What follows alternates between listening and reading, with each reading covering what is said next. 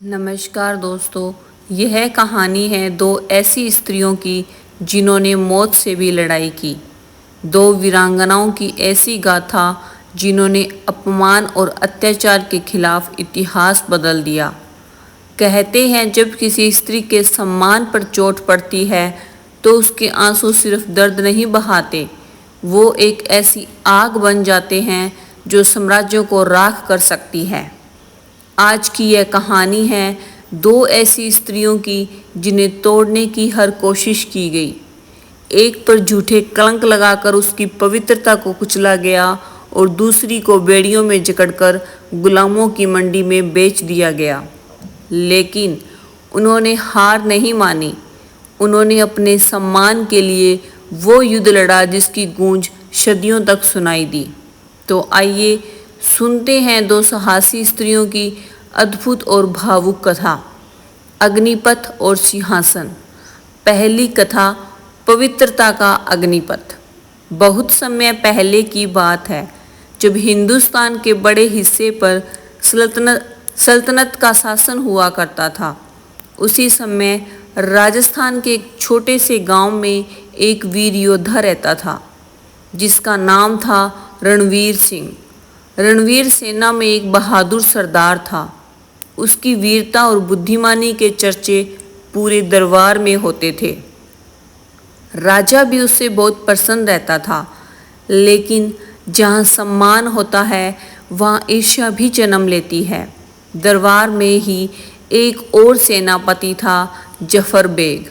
वह रणवीर से भीतर ही भीतर जलता था।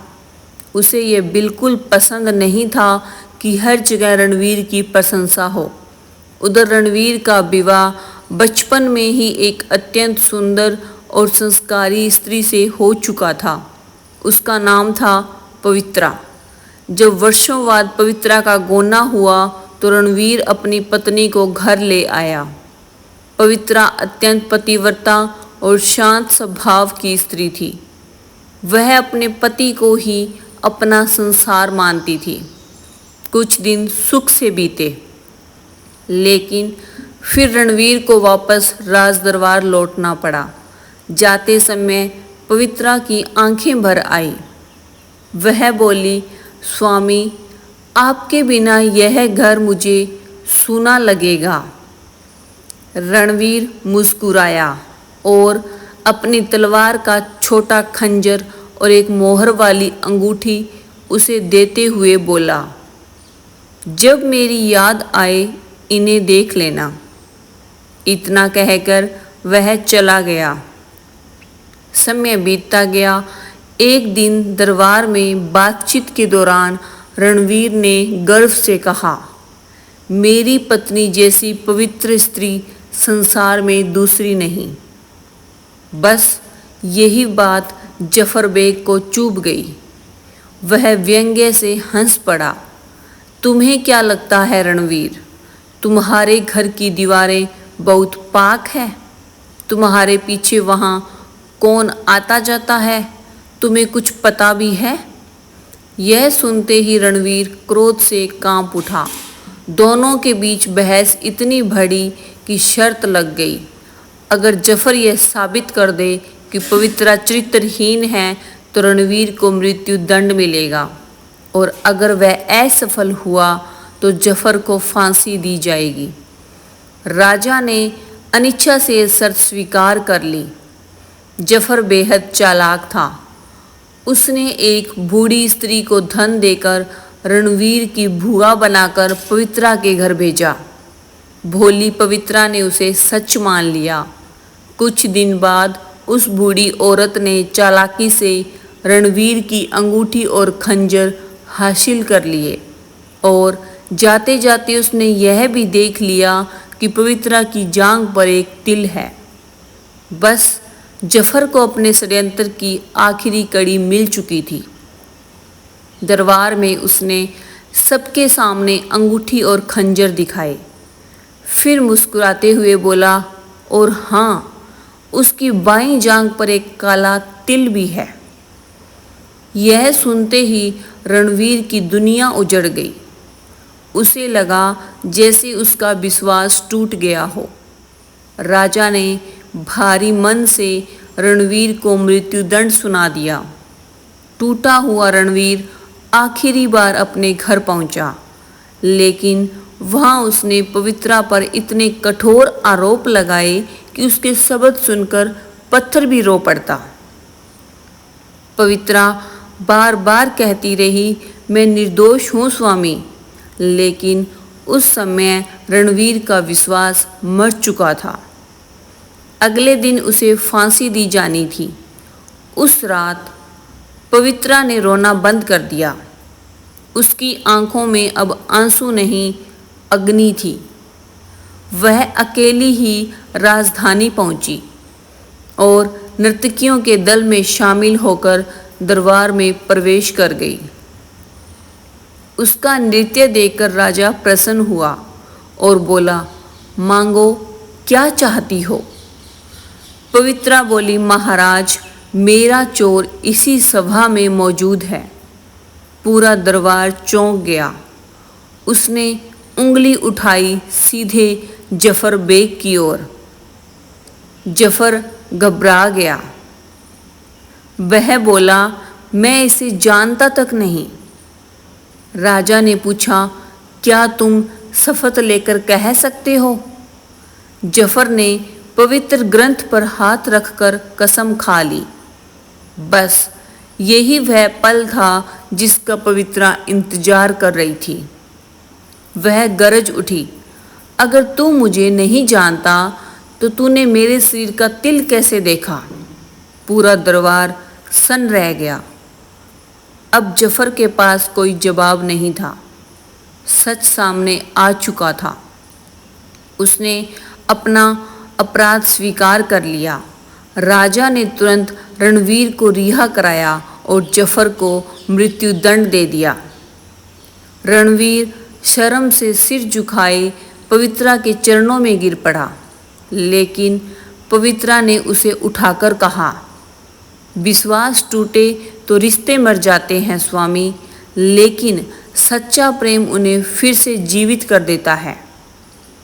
उस दिन पूरे राज्य ने एक स्त्री के साहस को प्रणाम किया।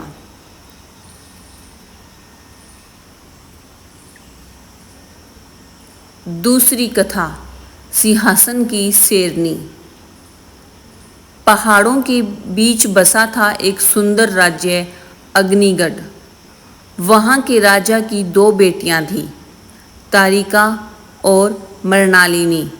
दोनों बहनें बेहद साहसी और बुद्धिमान थीं, लेकिन उनकी खुशियाँ ज़्यादा दिन टिक न सकी।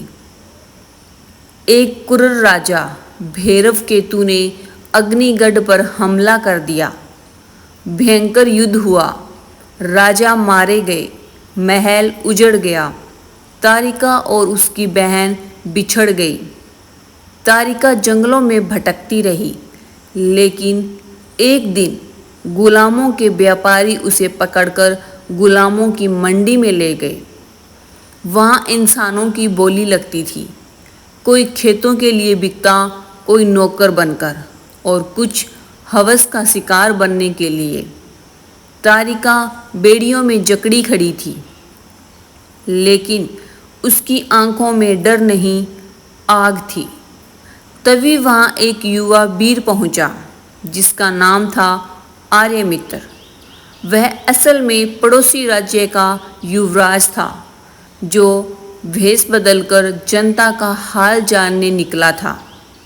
उसने तारिका की आंखों में दर्द से ज़्यादा स्वाभिमान देखा और उसी क्षण उसने तय कर लिया वह उसे बचाएगा। बोली शुरू हुई, 100 स्वर्ण मुद्राएं, 150, 200। तभी आर्यमित्र की आवाज़ गूंजी, 500 स्वर्ण मुद्राएं। पूरा बाजार स्तब्ध रह गया। उसने तारिका को खरीद लिया और अपने गुप्त आश्रय पर ले गया, लेकिन वहाँ पहुँचते ही उसने उसकी बेड़ियाँ काट दी। तारिका हैरान थी, तुमने मुझे आज़ाद क्यों किया? आर्यमित्र शांत स्वर में बोला, क्योंकि इंसान खरीदे नहीं जाते। धीरे धीरे तारिका ने अपनी पूरी कहानी सुनाई। उसे पता चला कि उसकी बहन मृणालिनी भैरवकेतु के महल में कैद है और उसे जबरन विवाह के लिए मजबूर किया जा रहा है। तारिका की आंखों में बदले की ज्वाला भड़क उठी। वह हर दिन तलवार का अभ्यास करने लगी। आर्यमित्र उसकी मदद करता रहा। कुछ समय बाद उन्हें खबर मिली, भैरवकेतु विवाह करने वाला है। यही सही मौका था। आर्यमित्र ने योजना बनाई। उसने अपनी सेना को सीमा पर हमला करने भेजा ताकि दुश्मन की अधिकांश सेना बाहर चली जाए और खुद तारिका के साथ गुप्त रास्ते से महल में घुस गया। महल में विवाह का मंडप सजा था। मृणालिनी मजबूरी में बैठी थी। तभी तारिका सिंहनी की तरह दहाड़ती हुई अंदर पहुंची। भैरवकेतु, पूरा महल कांप उठा। भैरवकेतु ने सैनिकों को हमला करने का आदेश दिया। उधर आर्यमित्र सैनिकों से भिड़ गया और इधर तारिका सीधे भैरवकेतु पर टूट पड़ी। दोनों के बीच भयंकर युद्ध हुआ। तारिका के वार इतने तेज थे कि भैरवकेतु संभल ही नहीं पा रहा था। आखिरकार तारिका ने उसकी टांगों पर वार किया। राजा घुटनों पर गिर पड़ा। वह दया की भीख मांगने लगा, लेकिन तारिका की आंखों में अपने पिता की मृत्यु, अपनी माँ का दर्द और बहन के आंसू तैर रहे थे। एक भीषण बार हुआ और भैरवकेतु का सिर धड़ से अलग हो गया। अग्निगढ़ आजाद हो चुका था। दोनों बहनें गले लगकर रो पड़ी। प्रजा खुशी से झूम उठी। आर्यमित्र जाने लगा तो तारिका ने कहा, मैं जीवन भर आपकी ऋणी रहूंगी। तब आर्यमित्र मुस्कुराया, अगर सच में मेरा ऋण चुकाना चाहती हो तो मेरे साथ चलो। तभी उसे पता चला वह कोई साधारण युवक नहीं बल्कि पड़ोसी राज्य का युवराज है। और उसी दिन आर्यमित्र ने उसके सामने विवाह का प्रस्ताव रखा। तारिका ने मुस्कुराकर हाँ कह दी। उनके विवाह के बाद राज्य में सदियों पुरानी गुलामी की प्रथा भी समाप्त कर दी गई।